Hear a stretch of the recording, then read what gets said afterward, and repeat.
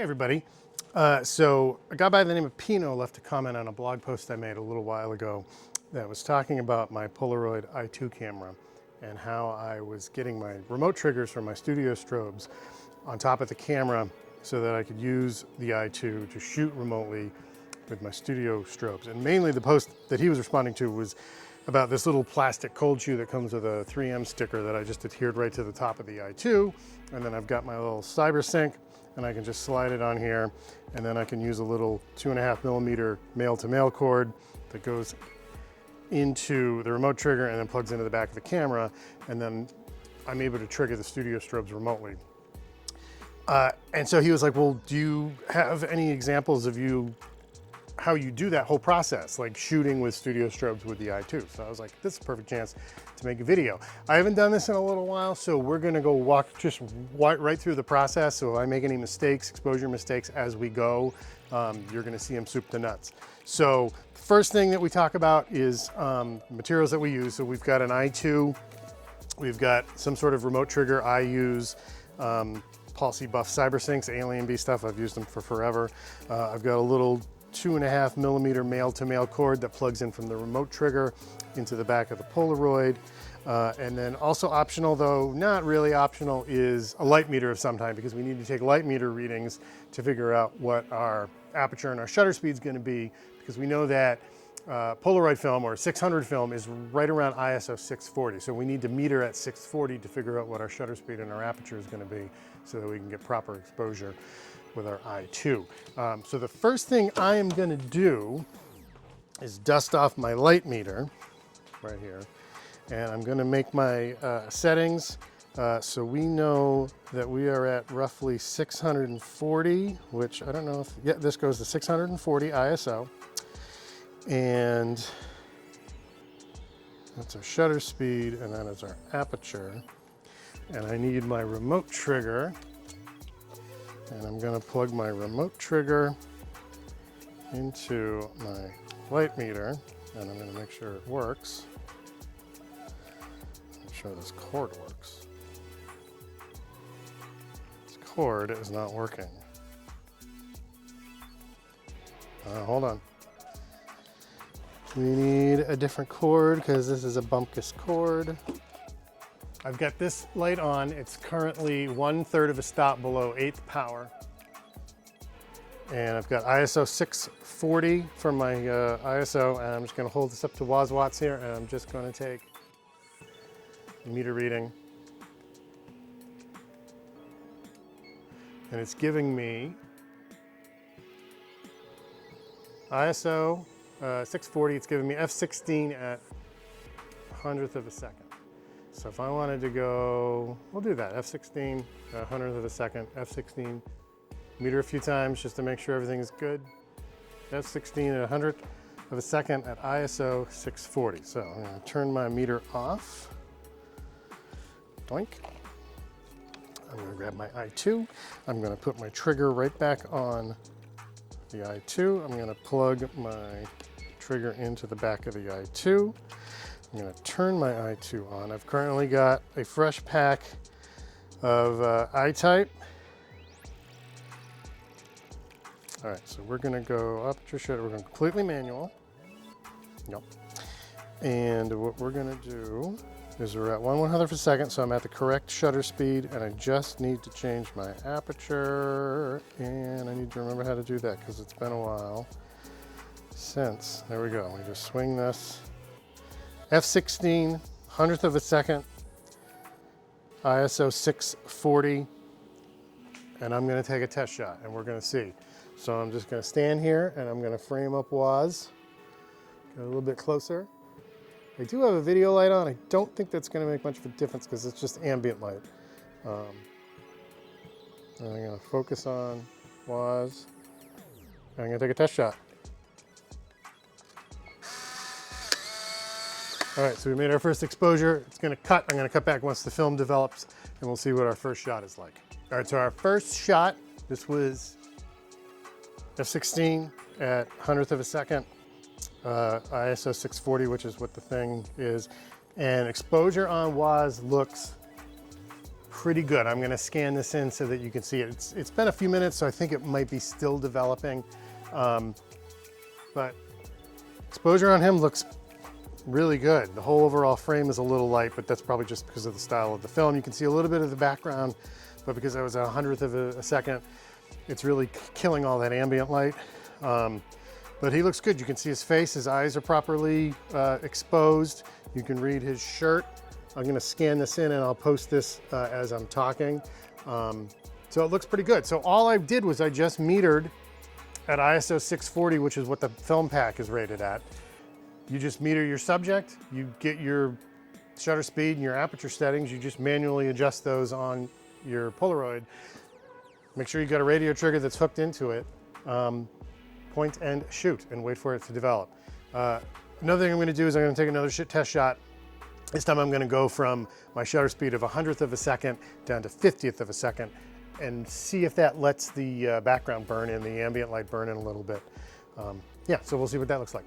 All right, so we're gonna bring this down to, I'm gonna do a 50th of a second just for shits and giggles. Nothing's changed except my shutter speed. I'm at f16. I'm still at a third below 8th power on my studio strobe. Still at the same film pack, so it's ISO 640. Only thing I've changed is my shutter speed. It's probably gonna fill in the background a little bit. It's gonna let more ambient light. In this case, it's probably gonna burn on his cheek a little bit because this video light is so bright.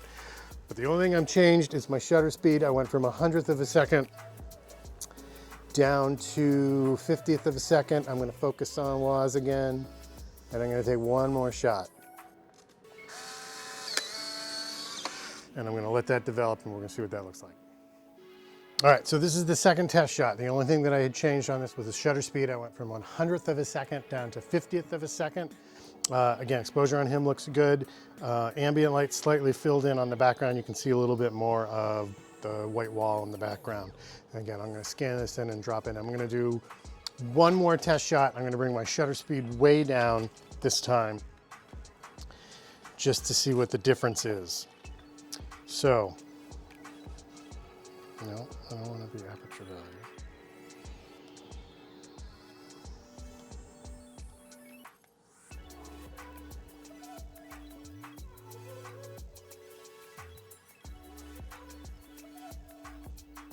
Sure. All right, so we're manual. So we're gonna go, we did 50th. Just for, I'm gonna do 1/15th of a second. I'm at f16.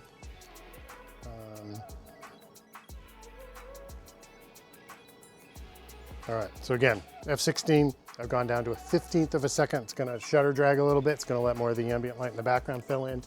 I'm gonna aim at WAS. I'm gonna find my focus on him and I'm gonna take one more shot. Only thing I've changed is my shutter speed, which is now a 15th of a second. And we're gonna let that develop and I'll let you know how it looks. This is the third shot.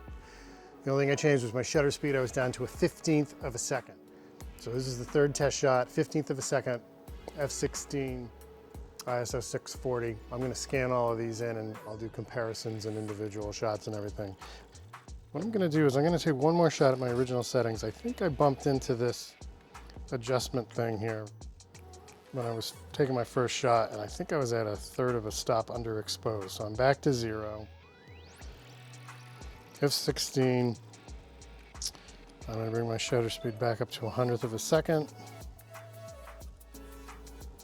I'm gonna take one more shot, just because I have this nagging suspicion in the back of my head that maybe I was a little underexposed.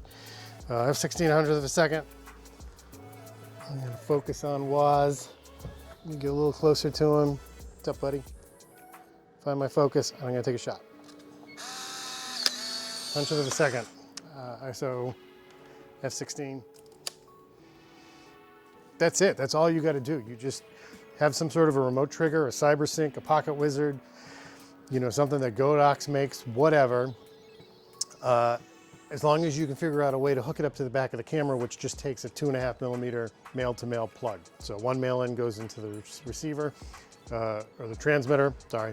One end goes into the back of the camera. As long as you're able to trigger that trigger so that your lights receive that signal and set it off, you should be go. It's just like shooting with, you know, off-camera flash for any situation. The only difference is that we can now manually control that in our Polaroids, whereas previously we really couldn't.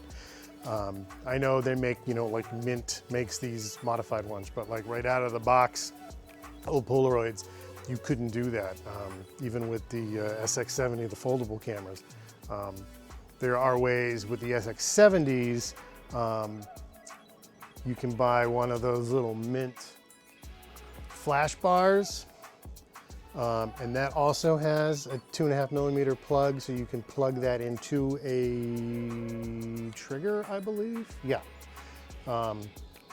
Which will also trigger it, but that way I did some tests in the past with that, and that way is really just a matter of once you have your settings locked in, you pretty much have to leave everything the same, because if you have any variable things change, there's nothing to adjust on the camera. So it's really just a matter of locking something in and knowing I'm standing here, the power is at such and such. I know this is what the exposure is going to look like. So that's kind of cool that the new i2 is all manual. You can just dial everything in. And all you need is a trigger. And again, I would say just get a light meter. If there's a way that, I'm sure nowadays, like Godox and stuff, I'm sure they make some sort of phone app so that you can trigger, you know, you can do meter readings from your phone and trigger your flashes remotely and everything. I'm too much of a grandpa. I've had, you know, the same equipment that I've had for 20 years. This is what I know. This is what I know how to use. So whatever you use is cool in the gang for you, but this works the best for me because this is what I have for a setup. So it's really simple. Just get a trigger, plug it into the back of your camera, take a couple of meter readings on your subject, know that your ISO is roughly 640 for 600 speed film. I think for SX70 film, it's like 140 something. I don't know. You look it up on Google, or I'll post something down below, but it's different. So if you're using XS70 film, just set your ISO to whatever that the SX70 film is rated at, and you should be good to go. Yeah, so this looked good. So I think I was a third of a stop down on my very first exposure, but at 15th of a second at f16, that looks good. But also at a 50th of a second at f16, that also looks good. And again, this is Polaroid film, so it's not going to be like super high quality. So just the fact that you're able to get proper exposure, or even in the ballpark on something like this, is pretty awesome. Yeah, and I'm still letting that first test shot come in. Let me see, it's still burning out, still developing, but it looks a little bit better. So I think it was a third of a stop under. I bumped into a setting on that thing. So I'll scan this one in as well. So this would be the real test shot at f16 at 100th of a second at ISO 640. So that's what this one will be. I'll scan this in as well. So yeah, make a long story short, that's all you need is just a couple of tools, install them onto the camera, get a meter reading of your subject, make the exposures, and you're good to go. And then you can play around. Once you've got that locked in, then you can be like, all right, well, if I want more ambient light, I'll just bring my shutter speed down and let more of that ambient light pull in. I've already let this video go on much longer than it needed to. Thanks for watching. If you have any questions, leave them down in the comments below. Hit that like and subscribe button. That's really stupid. I don't know why I just said that. All right, I'll see you guys later.